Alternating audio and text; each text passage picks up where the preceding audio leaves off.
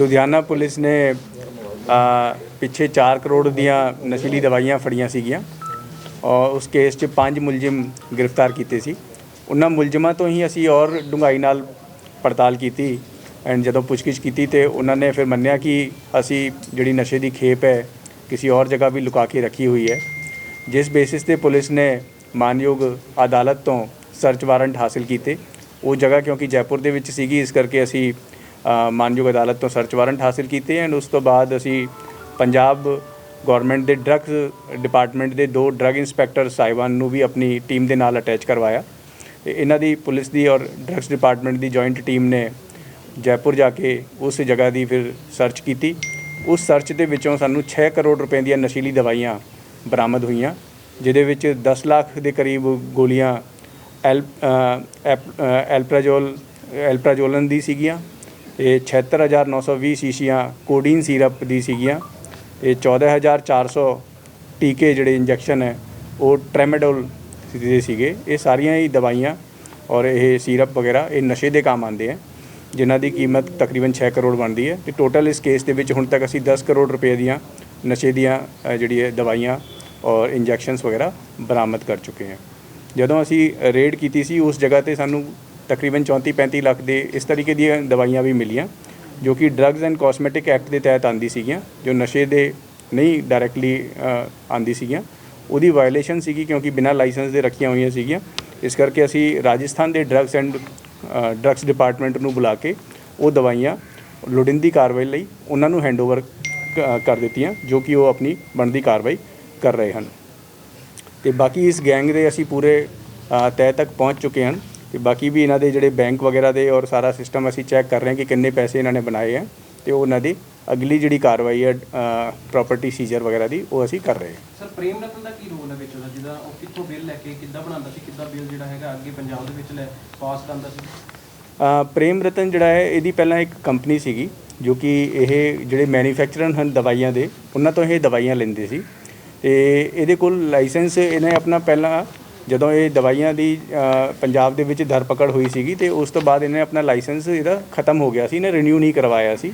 ਤੇ ਕਿਉਂਕਿ ਲਾਇਸੈਂਸ ਦੇ ਵਿੱਚ ਪੈਸੇ ਲੱਗਦੇ ਸੀ, ਫਿਰ ਇਹ ਸਾਰਾ ਕੰਮ ਕਿਉਂਕਿ ਇਹਨੇ ਨੰਬਰ 2 ਦੇ ਵਿੱਚ ਹੀ ਕਰਨਾ ਹੁੰਦਾ ਸੀ।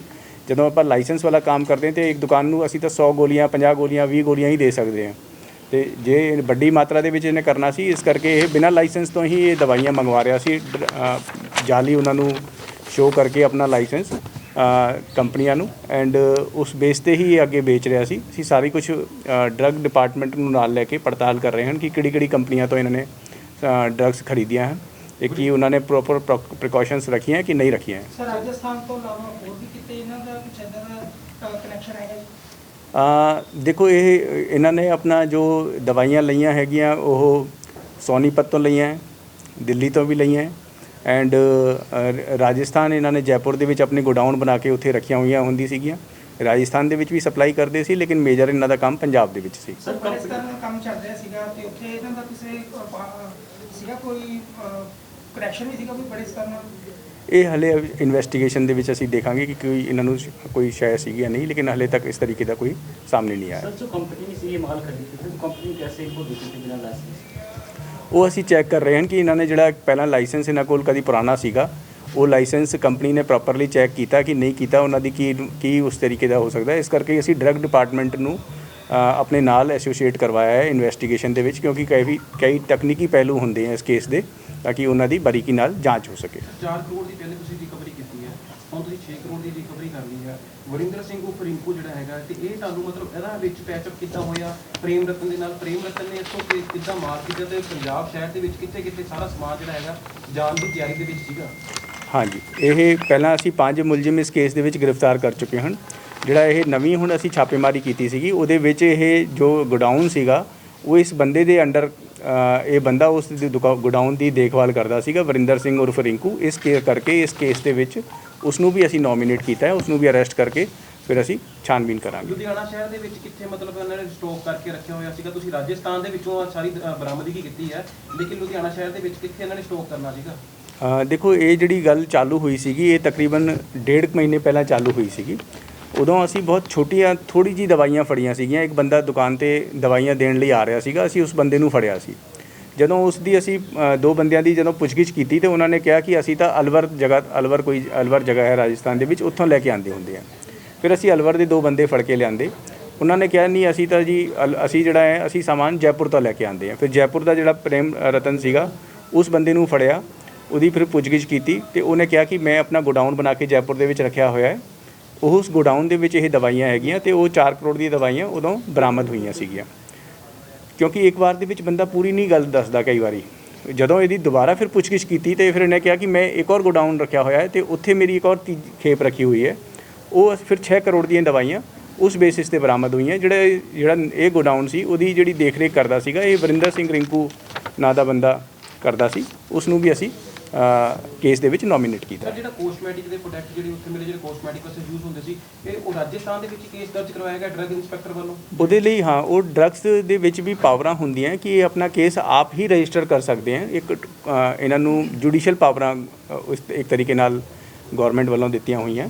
ਇਹ ਜਿਹੜੇ ਨਸ਼ੇ ਲਈ ਯੂਜ਼ ਨਹੀਂ ਹੁੰਦੀਆਂ ਲੇਕਿਨ ਵੈਸੇ ਜਿਹੜੀ ਉਲੰਘਣਾ ਕਰਦੀਆਂ ਡਰੱਗਸ ਐਂਡ ਕਾਸਮੈਟਿਕ ਐਕਟ ਦੀ, ਉਹਨਾਂ ਦੇ ਖਿਲਾਫ ਇਹ ਸੂਓ ਮੋਟੋ ਆਪਣੀ ਐਕਸ਼ਨ ਲੈ ਸਕਦੇ ਆ। ਉਹਦੀ ਕੀਮਤ ਕਿੰਨੀ ਸੀ ਸਰ, ਜਿਹੜਾ ਰਾਜਸਥਾਨ ਦੇ ਵਿੱਚ ਕੀਤਾ ਗਿਆ ਸੀਗਾ? ਉਹ ਵੀ ਤਾਂ ਵਿੱਚ ਤੁਸੀਂ ਕਹਿ ਰਹੇ ਹੋ ਕਿ ਨਸ਼ੇ ਦੇ ਵਿੱਚ ਵੀ ਆ ਜਾਂਦਾ, ਲੇਕਿਨ ਉਹ ਤਕਰੀਬਨ 34,66,000 ਦੇ ਤਕਰੀਬਨ ਉਹ ਦਵਾਈਆਂ ਸੀਗੀਆਂ ਜੋ ਰਾਜਸਥਾਨ ਦੇ ਡਰੱਗ ਇੰਸਪੈਕਟਰਸ ਦੇ ਅਸੀਂ ਹੈਂਡਓਵਰ ਕਰਕੇ ਉਹਨਾਂ ਦੀ ਲੋੜੀਂਦੀ ਕਾਰਵਾਈ ਲਈ ਦੇ ਕੇ ਆਏ ਹਾਂ। ਤੇ ਲਾਇਸੈਂਸ ਕਬਜ਼ੇ 'ਚ ਲਿੱਤਾ ਗਿਆ? ਲਾਇਸੈਂਸ ਜਿਹੜਾ ਤੁਸੀਂ ਕਹਿ ਰਹੇ ਹੋ ਰੀਨਿਊ ਨਹੀਂ ਹੈਗਾ ਉਹਨਾਂ ਦਾ? ਉਹ ਸਾਰਾ ਕੁਝ ਅਸੀਂ ਕਬਜ਼ੇ ਦੇ ਵਿੱਚ ਲਿਆ ਹੈ, ਸਾਰਿਆਂ ਦੀ ਵੈਰੀਫਿਕੇਸ਼ਨ ਵੀ ਚੱਲ ਰਹੀ ਹੈ ਐਂਡ ਇਹ ਹਲੇ ਸ਼ੁਰੂਆਤ ਹੈ। ਅਸੀਂ ਅਖੀਰ ਤੱਕ ਜਾਵਾਂਗੇ ਕਿ ਕਿਹੜੇ ਬੰਦੇ ਨੇ ਇਹਨਾਂ ਨੂੰ ਸਪਲਾਈ ਕੀਤੀ ਹੈ, ਇਹਨਾਂ ਨੇ ਕਿੱਥੇ ਸਪਲਾਈ ਕਰਨੀ ਸੀਗੀਆਂ। ਲੇਕਿਨ ਕਿਉਂਕਿ ਇਹਨਾਂ ਨੇ ਛੋਟੇ ਦੁਕਾਨਾਂ ਨੂੰ ਦੇਣੀ ਸੀਗੀਆਂ, ਉਦੋਂ ਤੋਂ ਜਦੋਂ ਤੱਕ ਅਸੀਂ ਉਹਨਾਂ ਨੂੰ ਰੰਗੇ ਹੱਥ ਨਹੀਂ ਫੜਦੇ ਉਦੋਂ ਤੱਕ ਉਹਨਾਂ 'ਤੇ ਐਕਸ਼ਨ ਕਈ ਵਾਰੀ ਪ੍ਰੋਬਲਮ ਆਉਂਦੀ ਹੈ। ਇਸ ਕਰਕੇ ਅਸੀਂ ਤਾਂ ਆਪਣੇ ਮੇਨ ਵੱਡੇ ਸਪਲਾਇਰਸ ਨੂੰ ਦੇਖ ਰਹੇ ਹਾਂ ਕਿ ਜਿਨ੍ਹਾਂ ਨੇ ਕਿ ਕਾਨੂੰਨ ਦੇ ਨਾਲ ਖਿਲਵਾੜ ਕੀਤਾ। ਜਿਹੜਾ ਇੱਕ ਆਰੋਪੀ ਫਰਾਰ ਹੈ ਜੀ, ਉਹਨਾਂ ਨੂੰ ਅਸੀਂ ਉਸ ਨੂੰ ਗ੍ਰਿਫਤਾਰ ਕਰ ਲਵਾਂਗੇ। ਉਹਦਾ ਨਾਂ ਅਸੀਂ ਦਿੱਤਾ ਹੋਇਆ ਇਸ ਨੂੰ। 5 ਬੰਦੇ ਸੀ।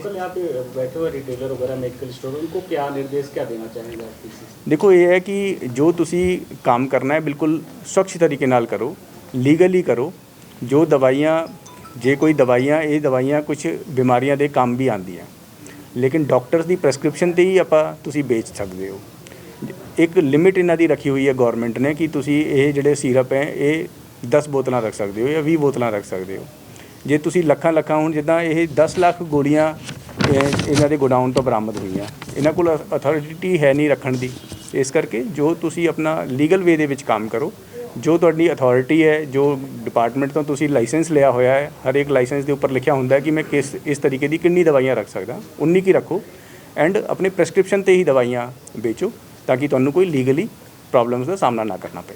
ਵਧੇਰੇ ਜਾਣਕਾਰੀ ਲਈ ਸਬਸਕ੍ਰਾਈਬ ਕਰੋ ਸਾਡਾ YouTube ਚੈਨਲ ਪਬਲਿਕ ਟਾਈਮਜ਼ ਅਤੇ ਨੋਟੀਫਿਕੇਸ਼ਨ ਲਈ ਬੈਲ ਆਈਕਨ ਤੇ ਕਲਿੱਕ ਕਰਨਾ ਨਾ ਭੁੱਲੋ।